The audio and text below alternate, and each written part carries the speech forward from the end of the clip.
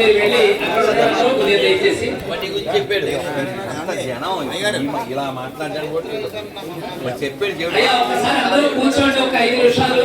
ఇప్పుడు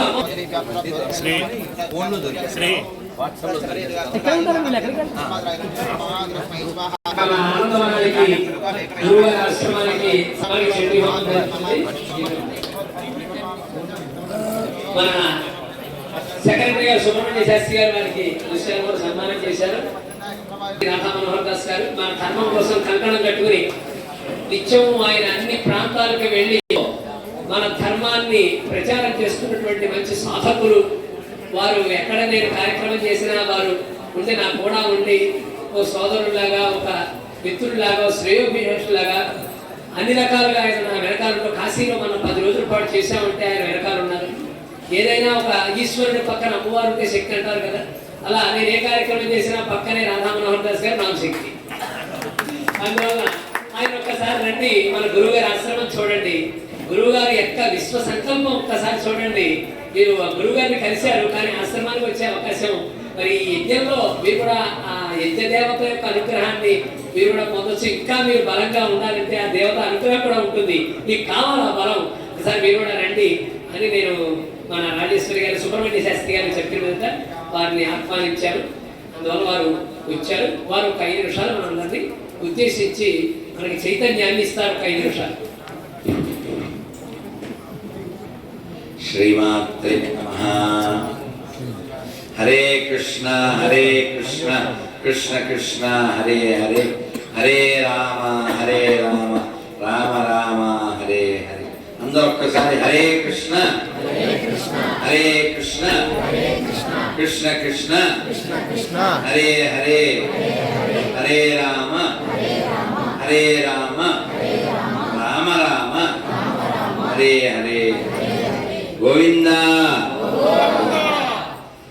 మనం అందరం చిన్నప్పటి నుంచి చదువుకున్నాం. గురు బ్రహ్మ గురు విష్ణు గురు దేవో మహేశ్వర గురు సాక్షాత్ పరబ్రహ్మ తస్మై శ్రీ గురవే నమః. నోటికొచ్చు చెప్పేస్తుంటాం, కానీ దాని యొక్క భావము, దాన్ని విశ్వసిస్తే దాని ప్రభావము ఎలా ఉంటుంది అంటే, కన్నడ భాషలో పురందాస్ గారు మాట అంటారు, గురువిన గురామనాదోదండ దొరైదండ ముక్తి పరిపరి శాస్త్రవోదిరేను వ్యర్థమాయ భగతి. Unless you are slave to your guru, your bhakti is a waste of time. నూరారు పురాణ ఓదిరేను, నువ్వు 106 పురాణాలు చదివినా if you are not slave to your guru. ఎందుకంటే ఆ గురు పరంపర యొక్క అనుగ్రహం మన మీద పెడితే మన వాక్కు, మన వాకింగ్ రెండు బలమైపోతాయి. మన టాకింగ్ అయినా వాకింగ్ అయినా రెండు బలమైపోతాయి. మీరు వాటిని అనుభవించుంటారు అప్పుడప్పుడు. ఇప్పుడు మేము మాట్లాడుతుంటాము లేదా పోట్లాడుతుంటాం, నా వీడియోలు చూసే వాళ్ళకి తెలుసు. అయితే మరి పదాలన్నీ నేనేమన్నా దగ్గర పేర్చుకుని మాట్లాడతామా? ప్రిపేర్ ఏముండదు, రిపేరే. ఇప్పుడు కూడా వచ్చే ముందు ఒక ఛానల్ వాడు తినేశాడు. ఇప్పుడు కాదురప్పుడు విశాఖపట్నం వెళ్ళి ప్రశాంతంగా మాట్లాడేది కాదు అన్నాడు. సరే, నేను ఎట్లో వస్తూ ఇక్కడ ఎంటర్ అయ్యే ముందు వరకు వాడితో మాట్లాడి చాలా ఘాటుగా వాడికి ఇవ్వాల్సింది ఇచ్చేసి ఇక స్వీట్గా లోపలికి వచ్చేసాను, లేట్గా కూడా.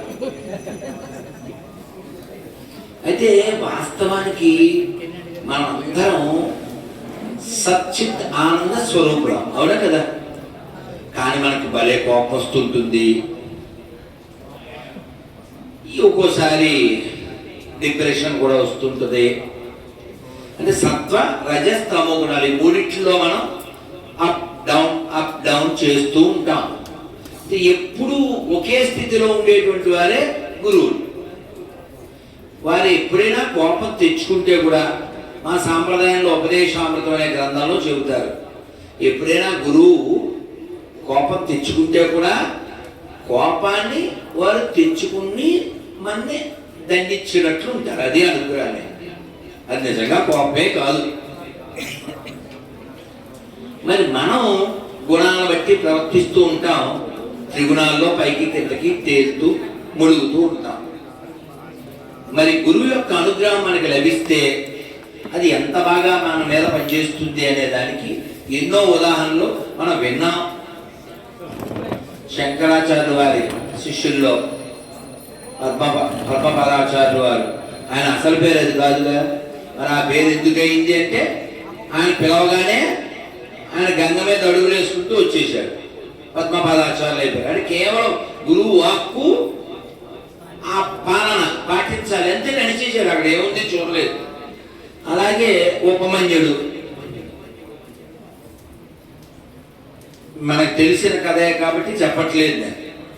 అతను కళ్ళు పోయి బావిలో పడిపోతే ఆ పిల్లవాడు వాళ్ళ గురువు గారు అశ్విని దేవతను ప్రార్థించి ఆ పాయసం వారి చేత తీసుకొని, అయినా ఈ పాయసం తీసుకోగానే నీ కళ్ళు వచ్చేస్తాయని చెబితే ఆ స్థితిలో ఆ నేల బావిలో ఆ అడవిలో ఆ చీకట్లో ఆ పిల్లవాడు అబ్బే గురువు గారు చెప్పకపోతే నేను తీసుకోను అన్నాడు. ఎంత ఆనందపడిపోయారు ఆయన. వారికి అన్ని తన శక్తిపాతం ద్వారా తనకి అన్ని వచ్చేలా అనుగ్రహించారు కదా. కాబట్టి గురువు యొక్క అనుగ్రహం లభిస్తే మనకి అన్ని అనుగ్రహాలు లభించినట్లే. అలా లభించినటువంటి భాగ్యవంతుడు మాత్రమే ఇక్కడ ఉన్నారని నేను పరిపూర్ణంగా భావిస్తున్నాను. నిజం కదా, నిజం కదా. లేకపోతే వస్తామా? నాకు గురువు గారితో ఒక అరగంట 20 నిమిషాలు ముచ్చరించేది ఎప్పుడో 2011 ఏమో 15 ఏళ్ళు 14 ఏళ్ళు అయింది. మరి సమయం ఆసనం అవ్వాలంటారుగా, దేనికైనా సమయం రావాలి. అలా ఈ అతిరుద్రయాగం జరిగేటువంటి సమయంలో ఈ మంచి కాలంలో మా డీజే గారు, మా దో జగన్నాథం గారు, వారు నన్ను ఎప్పుడు మా డీజే అనుకుంటాం, మా ప్రేమగదు వారి బంధం అటువంటిది. వారేమో దువ్వవారు, ఎప్పుడూ నవ్వువారు. మరి నిజమా కదా? ఇలాంటప్పుడు చెప్పరండి వాడి పేరు కోపం. వారు దువ్వవారు, ఎప్పుడూ నవ్వువారు. వారు నాకు వారికి జస్ట్ ఒత్తు అలా తిప్పాలి. వారు దువ్వవారు, నేను దువ్వేవారు. నిజమా కాదా? మీరు నా వీడియో చూస్తే కాదు, ఇప్పుడు కూడా దువ్వే వచ్చాడు వాడితో కాలు ఇలా దువ్వి. మరి ఏం చేస్తాం? మెత్తగా అన్ని చోట్ల పని అవ్వదు. వాళ్ళు అతి చేస్తారు, మనమేమో ఆగం చేస్తాం. ఇక్కడ యాగం, అక్కడ ఆగం. అది తెలంగాణ భాషలో ఆగం. సో కాబట్టి నేను ఒక్కటే నా మనసులో ఎప్పుడు నా ఆవేదన లేదు, నా కోపపూరితమైన మాటలు, వీటి వెనకాల ఉన్నది ఏమిటంటే, అయ్యో శివకేశ అభేదంగా వెంకటేశ్వర స్వామి శ్రీ మహావిష్ణువు ఉండేటువంటి తిరుమల ఏమని పిలుస్తారండి? ఆనంద నిలయం. మరి కాశీ విశ్వేశ్వరుడు ఉండే స్థలాన్ని ఏమని పిలుస్తారు? ఆనందవనం. అందులో మనం, అవునా? ఆనందవనం, అందులో మనం. గురువు గారే మన ధనం. ఇక్కడ ఏం జరిగినా అది ఘనం కదా. నేను బాధపడేదాని వెనకాల ఉన్న ఆవేదన ఏమిటంటే, ఇంత భాగ్యం మనకుంటే ఎందుకు దౌర్భాగ్యంలోకి వెళ్ళాలి? నేను ఒక మామూలు ఉదాహరణ ఇస్తాను. నాకు బుల్లెట్ ఉందండి. చెబితే తిడతారు, 8 ఏళ్ళకి 8,000 కిలోమీటర్లు తిరగలేదు. మరి ఏం చేయను? అది ఎప్పుడు 2-3 నెలలకి తీస్తాం. సరే, అది కాదు. ఇక్కడ నా దగ్గర బుల్లెట్ ఉండగా ఎవడో ఒకడు వచ్చి టీవీఎస్ 50 1993 మోడల్ అని అది నాకు ఇచ్చే, ఇది నువ్వు తీసుకో అంటే ఎలా చూస్తామండి వాడిని? మరీ అలా కనపడుతున్నామంటావా? ఆ ఉదాహరణ చెప్పాను. అలాగా మనకింత రిచ్ స్పిరిచువల్ రిచ్నెస్, రిచ్ అంటే not material appliance, spiritual richness, దాన్ని మీరు ఫీల్ అవ్వచ్చు, మీరు దాన్ని అనుభవించవచ్చు. త్యాగరాజ వారు చెప్పినట్లుగా మహానుభావులు అంటే ఎవరండి? మహానుభావులు అంటే ఎవరు? పొడుగ్గా ఉన్నాళ్ళు, డబ్బులు ఉన్నాళ్ళు, లేకపోతే బాగా పేరున్నోళ్ళు, పదవి ఉన్నోళ్ళు కాదు. మహానుభావులు డెఫినేషన్ ఇచ్చారు వారు. చందురు వార్నుని అందా చందమును హృదయార విందమున జూ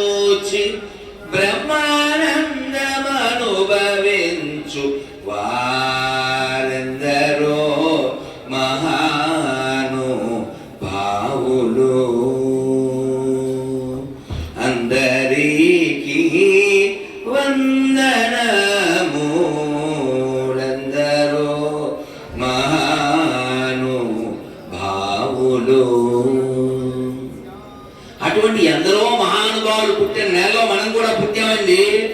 ఖచ్చితంగా మనం గర్వించాలా వద్దా? ఎన్నో మహాపుణ్యక్షేత్రాలు ఉన్న నెలలో మనం పుట్టాం, గర్వించాలా వద్దా? ఎన్నో మహానదులు పుణ్య నదులు ఉన్న నెలలో మనం పుట్టాం, గర్వించాలా వద్దా? ఎన్నో మహాగ్రంథాలు ఉద్భవించిన నెలలో మనం పుట్టాం, మహా ఋషులు పుట్టిన నెలలో పుట్టాం. ఎలా చూసినా మనం గర్వించాల్సిందే. ఈ మట్టిని ఏమని పిలిచారు హిందీలో? చందన్ హై ఇస్ దేశ్ కి మాటి, తపోభూమి హర్ గావ్ హై, हर बाला देवी की प्रतिमा, बच्चा बच्चा राम है, हर शरीर मंदिर सा पावन, हर मानव उपकारी है, जीवन का आदर्श यहाँ परमेश्वर का धाम है, बच्चा बच्चा राम है. या चालदा अंडी, ఈ అర్థం చాలదా అండి? ఇది పట్టుకుంటే చాలదా అండి? ఇది ఇది ఇది తపోభూమి కాదా? శ్రీ శివానందమూర్తి గారు తపస్సు చేసిన స్థలం కాదా? మనం భాగ్యవంతులం కాదా? ఈ అతిరుద్రయాగంలో మొట్టమొదటిసారిగా చూడ్డానికి వచ్చిన వాడు భాగ్యవంతుడైతే పాల్గొన్న వాళ్ళు ఎంతమంది భాగ్యవంతులు? దాన్ని సహకరించిన వాళ్ళు ఎంతమంది భాగ్యవంతులు? కాబట్టి ఇప్పుడు ఇక్కడ కూర్చున్నాను, ఆ వేడి అలా తగులుతుంది. ఆ సెగ తగిలినా సరే మనలో ఉన్నటువంటి సెగలంతా పోతాయి. కాబట్టి మనం ఎంతో భాగ్యవంతులం. నేను పడే బాధ ఏమిటంటే, ఏదో కాళోజీ చెప్తాడు, లోకం బాధ నా బాధ, నా బాధ లోకం బాధ కాదు, లోకం బాధ నా బాధ. కాబట్టి ఈ లోకంలో ఆదిశంకర్లు వారు వచ్చి మనల్ని ఎలా ఉద్ధరించాలని ఆయన పాదయాత్ర చేసి ఈ దేశం అంతా నడుచరగా తిరిగి 4 చతుర్నామనాయ పీఠాలు స్థాపించి ఎన్నో వందల గ్రంథాలు రచించి భాష్యాలు రచించి ఎందరో శిష్యుల్ని ప్రశిష్యుల్ని తయారు చేసి ఎన్నో దేవాలయాలను ఉద్ధరించి పునరుద్ధరించి స్థాపించి వెళ్ళారు. ఎందుకు వెళ్ళారండి? ఈ వైదిక ధర్మం లుప్తం కాకుండా, ఈ వైదిక ధర్మం కొనసాగడం కోసం. ఎందుకంటే లోకంలో వేదం మనకే ఉంది, మిగిలినవన్నీ వాదం కోసం పుట్టినటువంటి మతాలు. మనది వేద మతం, వైదికం. అందుకే చాలా కటువుగా కొన్నిసార్లు చెప్తుంటాం, అవైదికాన్ని దేన్ని మీరు సేకరించకండి. ఇళ్లలో మీరు ఫోటోల రూపంలో కూడా, మనకి మెంటల్ ఎంత తప్పు, సెంటిమెంట్లు కూడా అంతే తప్పు. అర్థమైన వాళ్ళకి అర్థమైనంత. ఎలా ఉంటారండి? 60-70 ఏళ్ళు వచ్చి సెంటిమెంటల్ గాను ఏది పెడితే దానికి పూజ చేయడం, దానికి కొత్త గాయత్రిని సృష్టించడం. అది ఆయనకు అర్థమైంది, ఆవిడ చూసి అవుతున్నారు, ఆవిడకి అర్థమైంది, ఆవిడ అవుతుంది. మీ చాలా మందికి అర్థమవుతుంది, మా గొప్ప గారితో సహా. అందుకని మనం చక్కగా ఇది వైదికం. రుద్రుడు వైదికం, విష్ణువు వైదికం, అమ్మవారు వైదికం, ఇంద్రుడు వైదికం. కాబట్టి మనం ఏది వేదంలో ఉందో దాన్నే వేదో నిత్యమనీయత. వేదానికి విరుద్ధంగా ఏం చేయకూడదండి. ఎందుకంటే అంటే కంఠశోష వాళ్ళకి ఎందుకండి? కాబట్టి వేదానికి విరుద్ధంగా ఎవరు చేసినా వాళ్ళు అసూలు అవుతారు, గుర్తుపెట్టుకోండి. కాబట్టి మీరు మనకి ఎన్ని ఇచ్చారండి? వేదవ్యాసుడికి వాల్మీకి రుణం తీర్చుకోగలమా మనం? శ్రీభాష్యం అప్పలాచార్య వాళ్ళు చెప్తారు, 1,000,000 జన్మలు ఎత్తినా వాళ్ళ రుణం మనం తీర్చుకోలేం. వాళ్ళు అన్ని చేసి, అన్ని రచించి, అన్ని చూపించి వెళ్తే మళ్ళీ నువ్వు జంప్ అయిపోయి డంప్ అయిపోతానంటే ఎలాగా? ఇంకో పదం ఇంగ్లీష్ అని వద్దని మీకు అర్థం అవుతుందని. కాబట్టి అర్థం చేసుకుని అర్థవంతంగా జీవించాలి, అర్థం కోసం జీవించకూడదు. 3 చెప్పాను ఎలా, నీకు అర్థమైందా? 3 అర్థాలే చెప్పాను. ఆ అర్థాల్లో ఏమర్థమైందో చెప్పు. అర్థం చేసుకుని అంటే అండర్స్టాండ్, అర్థవంతమైన, మీనింగ్ఫుల్. Very good. ఇది బిగాన్ టు సార్. అర్థవంతమైన అంటే మీనింగ్ఫుల్, అర్థమైన కాదు పరిగెత్తకుండా. మనీ వాడికి తెలియదు, అప్పుడు కూడా అన్ని అందరికీ తెలియదని చిన్నవాడు కదా. కాబట్టి శంకర్ వారు బోధించారా? అదొక్కటి చాలదండి. భజగోవిందం ఎంతమందికి వచ్చండి? విన్నామండి అన్నవాళ్ళు చేతులు పోను. కనీసం నేను అలాగైనా గెలుస్తాను కదా, నాకు తృప్తి ఉండద్దు, మరి నాకు సాటిస్ఫాక్షన్ లేకపోతే. భజగోవిందం మిమ్మల్ని అడగలండి, శ్లోకాలు అడగండి, ఎందుకు అడిగి నిష్ఠూరమైన. నేను ఏమంటానంటే, నాకు కోరిక ఏమిటంటే ఒక్క శ్లోకం చాలా మన బాగు చేయడానికి. ఎంత చెప్పారండి, ఎంత లోతుగా ఆలోచిస్తారండి శంకర్ల వారు. నాకు కడుపు కాలి ఓ మాట అనుకుంటాను, శంకర్లు పుట్టిన నేలలో ఈ శంకర మతాలేలా? శంకర్లు ఏం ఇవ్వలేదో చెప్పండి ఈ లోకానికి. నీకేం కావాలంటే అది ఇచ్చారు కదా, మరి ఎక్కడికో వెళ్ళడం ఎందుకు, ఎక్కడో ఏమంటారు ఎండమావిలో వెతుక్కోవడం ఎందుకు? అందుకని మీ పిల్లలందరికీ భజ గోవిందాన్ని మీరు నేర్పిస్తే, వాళ్ళు బైహాట్ చేయిస్తే, వాళ్ళకి అర్థం లోపలికి ఎక్కితే వాళ్ళ జీవితం అర్థవంతంగా ఉంటుంది, ఇంకెప్పుడు ఫెయిల్ అవ్వరు. అర్థమనర్థం భావయ నిత్యం నాస్తి తతః సుఖాలేశ సత్యం పుత్రాదపి ధన భాజాం ప్రీతి సర్వత్రైకా విహితారీతి భజ గోవిందం గోవిందం భజ మూఢమతే. మొన్నే చిత్తూరులో భజ గోవిందం మీద 4 రోజులు చెప్పడం జరిగింది. 4 రోజులు అయిపోతుంది ఏమిటి, ఏదో ఒక్కొక్క శ్లోకానికి వారం చెప్పచ్చు, ఒక్కొక్క శ్లోకానికి నెల చెప్పచ్చు, అంత ఉంది. కాబట్టి మనం ఎంతో భాగ్యవంతులం. అటు గురువు అనుగ్రహము, ఇటు రుద్రుడి అనుగ్రహము, అటు అమ్మవారి ఆధ్యాత్మిక శ్రీ మహాలక్ష్మి అనుగ్రహము. మనం ఇలాంటి టైంలో మన హృదయంలో ఏ పాట బయటికి రావాలి చెప్పండి? అన్నమయ్య ఏదైతే పాడారో చిట్ట చివర స్వామివారి దర్శనం కాగానే అదే పాడుకోవాలి మనం. ఇదిగాక సౌభాగ్యం, ఇదిగాక తపము, మరి ఇదిగాక వైభవం ఇంకొకటి కలదా. లోపల ఎప్పుడు నిండుగా ఉండండి, నిండు కొండలా ఉండండి. కంప్లైంట్లే చేయొద్దండి. చిన్నోడే కంప్లైంట్ చేయకూడదు. నన్ను అడిగితే మనం ఎలా కంప్లైంట్ చేస్తామండి? ఏం లోటు చేశాడని? భగవంతుడు లోటు చేశాడా? అమ్మా నాన్న లోటు చేశారా? భర్త లోటు చేశాడా? భార్య లోటు చేసిందా? చిన్న చిన్న లోటు నువ్వు ఎందుకు యాక్సెప్ట్ చేయలేకపోతున్నావు? సీతాదేవి చెప్పిన మాట నీకు ఎందుకు గుర్తు రావట్లేదు? నాకు చిన్న అపరాధ్యతి. సీతాదేవి ఈ ఒక్క ముక్క చెప్పి ముగిస్తాను, నేను తెగిస్తే బాగుండదు, అప్పటిదాకా మాట్లాడతాను, అందుకని ముగిస్తాను. సీతాదేవి ఇప్పుడు నేను 2003లోనో 2004లోనో ఎవరితోనో చర్చలో వచ్చిన మాట ఇది. సీతాదేవి ఇలా చెప్పిందని ఆయనకు శ్రీ వైష్ణవుడు చెప్పిన మాట అట్లే పట్టుకుంది. నాకు సీతాదేవితో అన్నాడంట హనుమంతుడు, స్వామివారు వీళ్ళందరూ వేసేస్తాను. ఎందుకు వేసేస్తావు? లంకలో నిన్ను ఏడిపిస్తున్నారు కదా అన్నాడు. నన్ను ఎందుకు ఏడిపిస్తున్నారు? సరగా నన్ను ఎందుకు ఏడిపిస్తున్నారు అన్నారు సీతమ్మ. ఇక్కడ ఉండబట్టి కదా. ఇక్కడ అంటే లంకకి ఎందుకు వచ్చాను నేను? లంకకి ఎందుకు రావాల్సి వచ్చిందండి? మా దువ్వ జగన్నాథం గారితో మేము శ్రీలంక వెళ్ళాం. వెళ్తే మన ఊళ్ళో మేకలు, మన ఊళ్ళో గొర్రెలు, మన ఊళ్ళో కుక్కలు ఎలా ఉంటాయో అక్కడ జింకలు అలా తిరిగేస్తున్నాయి. అదే మన దేశం అలా తిరిగితే పొట్లలోకి వెళ్ళిపోతుంటే చెప్పకూడదు. అది నవ్వుతున్నారు. అదే మంచిది చెప్పు వెళ్ళడా. సో అయితే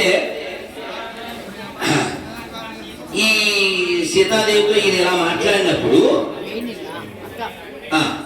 నాన్న పర్వాలేదు వచ్చినాయి. ధన్యవాదాలు. జలదాత సుఖీభావ. అయితే సీతాదేవితో ఇలా అన్నప్పుడు ఆవిడ అన్నారు, నేను ఎవరి కూతుర్ని? జనకుడు కూతుర్ని కదా. జనకుడు అంటే ఏంటి? జ్ఞానానికి ఇప్పుడు మామూలు పరిభాష వస్తే జ్ఞానంలో తోపు. కృష్ణుడు అంతటి వాడు. భగవద్గీతలో ఆయన మెన్షన్ చేశాడు. సన్నోడు కాదు కదా జనకుడు. జనకాదయా అన్నాడు. జనకుడిని ఉదహరించాడంటే ఇంకా ఎంత గొప్పవాడు జనకుడు.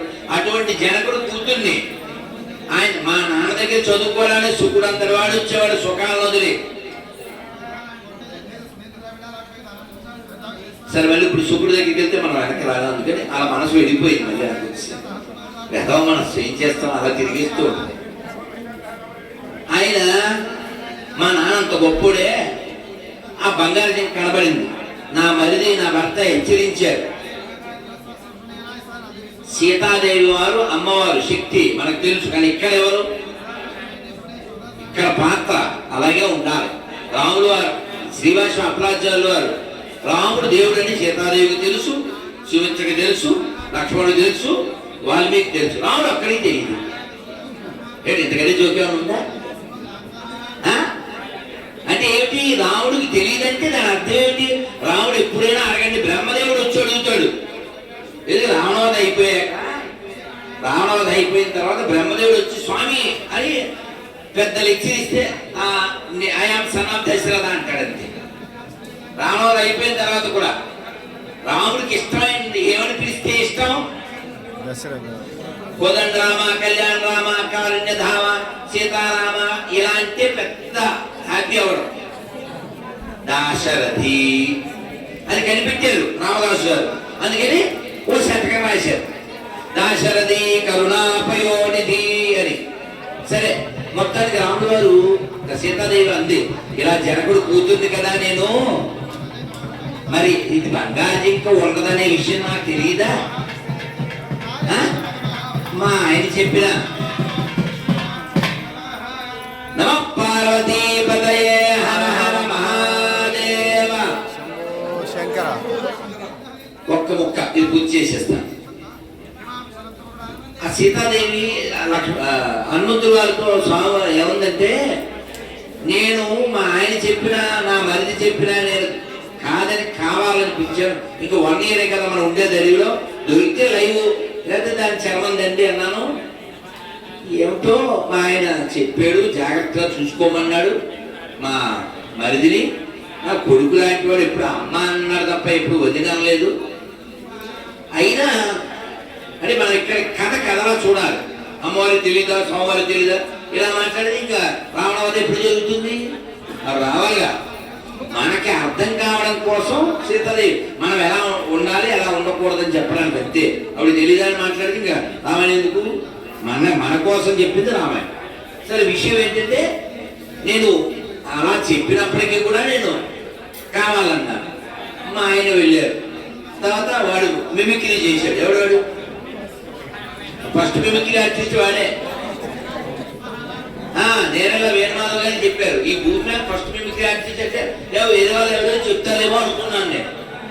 వాళ్ళు వరగలు కదా. ఫస్ట్ మిమిక్రీ ఆర్టిస్ట్ ఎవరంటే వాడే. సీత, లక్ష్మణ ఎవరు గొంతు అన్నాడు? రాముడు గారు గొంతు. అలాగని చెప్పి మారీచుని రాక్షసులు అనకండి.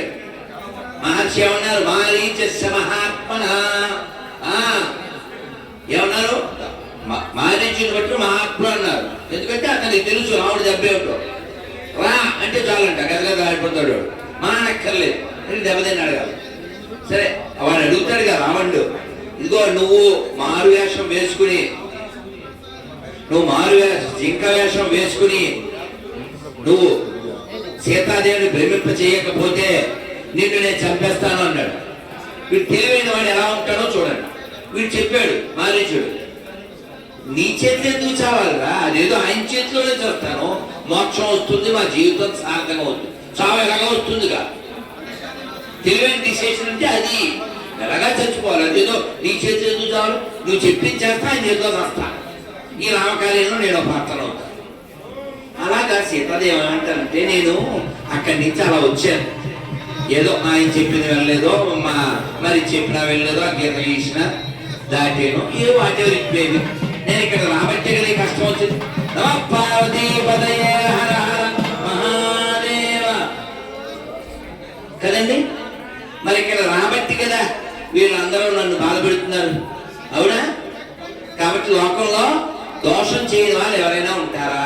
నాకు చిన్న పరాధ్యతి సీతాదేవి చెప్పింది. అందుకని మనకు చాలా బీపీ వచ్చేస్తే ఈ మాట గుర్తుపెట్టుకుంటే హ్యాపీ వస్తుంది. ఎందుకు కోపం వస్తుందంటే, నేను పర్ఫెక్ట్ కాబట్టి, వాళ్ళది డిఫెక్ట్ కాబట్టి, నువ్వు అదిస్తే ఎఫెక్ట్ కాబట్టి. అందుకని సీతాదేవి అలా డిటెక్ట్ చేస్తూ అలా ఉండకండి అంటే, తనని బాధించిన వారి పట్ల సీతాదేవి లక్షణం, ఆవిడ ప్రేమ, ఆవిడ ఉద్దేశం చూడండి. వాళ్ళు తప్పేముంది? నేను ఇక్కడ రాబట్టి వాళ్ళు బాధ పెట్టారు, నేను ఇక్కడ రావడానికి కారణం వారు కాదు కదా, నేనే కదా అని. అలాగా మనకి ఎప్పుడైనా ఒక ఇబ్బందో ఒక ఆటంకమో అపరాధం వస్తే వెంటనే వాడే వల్ల అయింది అనేస్తుంటాం. అలా కాబట్టి ఇలా చూసుకుంటే మనకి మనశ్శాంతి ఉంటుంది, వాళ్ళతో రిలేషన్ ఉంటుంది.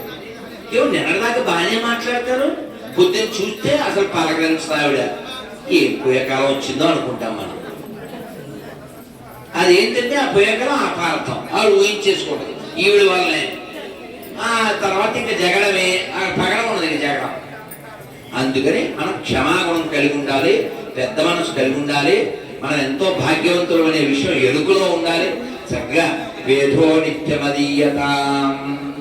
కాబట్టి ఈ వేదం ఎక్కడైతే పఠించబడుతుందో అది మనం వింటే చూస్తే ఆ వేద కార్యంలో మనం పాల్గొంటే, ఇప్పుడే ఈ వేద విద్యార్థులతో ఈ మన ఋత్విక్కులతో సరదాగా అన్నాను, my name is Radha, you are for Veda, I am for Vada, మనతో పెట్టుకుంటే రాధా అవునా కాదా?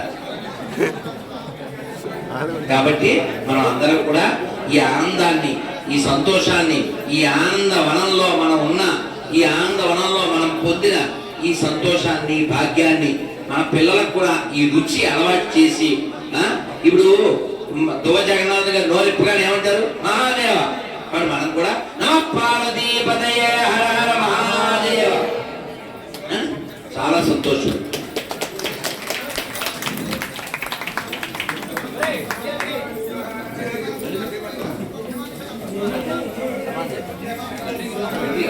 చాలా కృతజ్ఞతలు మన మహాలక్ష్మి చారిటబుల్ ట్రస్ట్ తరఫు నుంచి. వారు ఇప్పుడు యోగ గణపతి గుడి దర్శనం చేసుకుంటారు, అయిన తర్వాత సెలవు తీసుకుంటారు. అందరూ కూడా ఇప్పుడు ఒక 10 నిమిషాల్లో చండీ హోమం ఉంటుంది, ఆ దర్శనం చేసుకుని బొట్టు పెట్టుకుని రక్ష పెట్టుకుని మీరు అందరూ వెళ్ళండి. ఒక అరగంటలో పూర్తి అవుతుంది.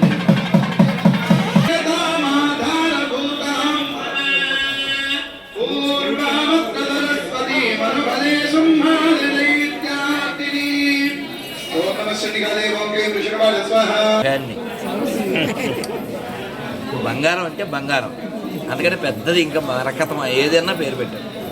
ఇప్పుడు చూడండి పూర్తిగా ఉన్నావా? వీళ్ళు నాన్నగారు